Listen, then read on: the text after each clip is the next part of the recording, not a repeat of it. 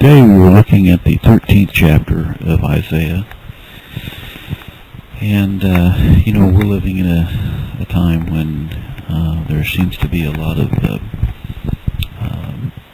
fear in the hearts of men over what's happening in the world, and a lot of the people in the United States are starting to become fearful because they see what's happening on so many different fronts, especially with what's gone on in Iraq with the war over there. We didn't just go over there and have a 30-day war or something. Now it's been years, and we've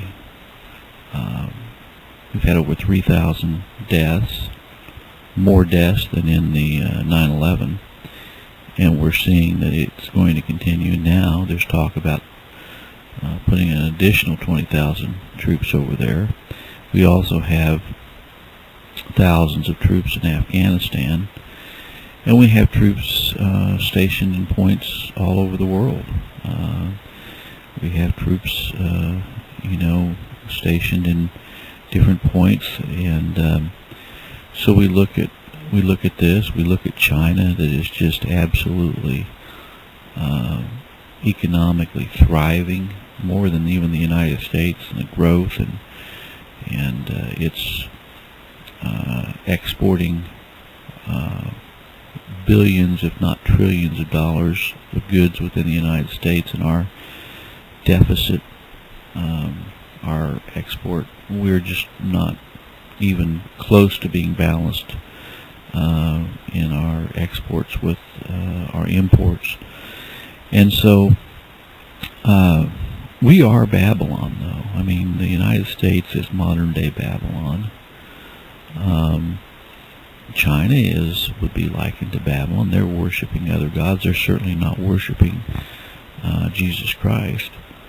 But these nations that have forsaken God for the gods of this world can be likened to Babylon.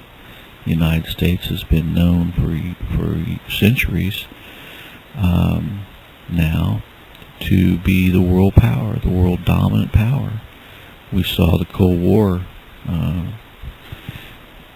supposedly subside during the Reagan eras, but then we found that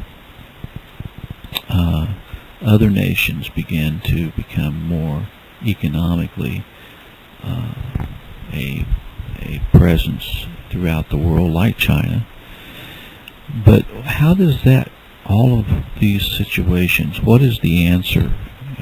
Let's go to God's Word and see what happens to these Babylonish nations that God deals with in His sovereignty, and how He sees them when they forsake Him and they live in open rebellion against His Word. The burden of Babylon, which Isaiah the son of Amos did see. Lift up a banner upon the high mountain, exalt the voice unto them, shake the hand that they may go into the gates of the nobles. I have commanded my sanctified ones, I have also called my mighty ones for mine anger, even them that rejoice in my highness. The noise of a multitude in the mountains, like as of a great people, a tumultuous noise of the kingdoms of nations gathered together. The Lord of hosts mustereth the hosts of the battle. They came from a far country, from the end of heaven, even the Lord, and the weapons of His indignation to destroy the whole land. Howl ye, for the day of the Lord is at hand. It shall come as a destruction from the Almighty.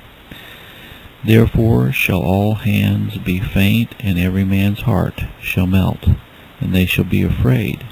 Pangs and sorrow shall take hold of them. They shall be in pain as a woman that travaileth. They shall be amazed one another. Their faces shall be as flames. Behold, the day of the Lord cometh, cruel, both with wrath and fierce anger, to lay the land desolate.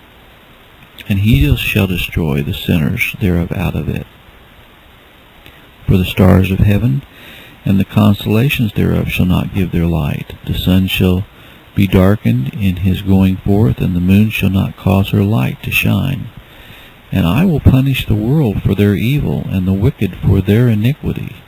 And I will cause the arrogancy of the proud to cease, and will lay low the haughtiness of the terrible.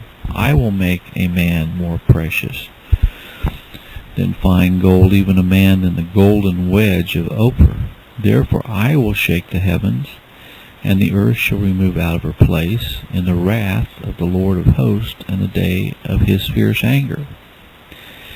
And it shall be as the chased roe, and as a sheep that no man taketh up. They shall every man turn to his own people, and flee every one into his own land. Every one that is found shall be thrust through, and every one that is joined unto them shall fall by the sword. Their children also shall be dashed to pieces before their eyes. Their houses shall be spoiled, and their wives ravished. Behold, I will stir up the Medes against them, which shall not regard silver, and as for gold they shall not delight in it. Their bows also shall dash the young man to pieces. They shall have no pity on the fruit of the womb. Their eyes shall not spare children. And Babylon, the glory of kingdoms, the beauty of Chaldees, excellency, shall be as when God overthrew Sodom.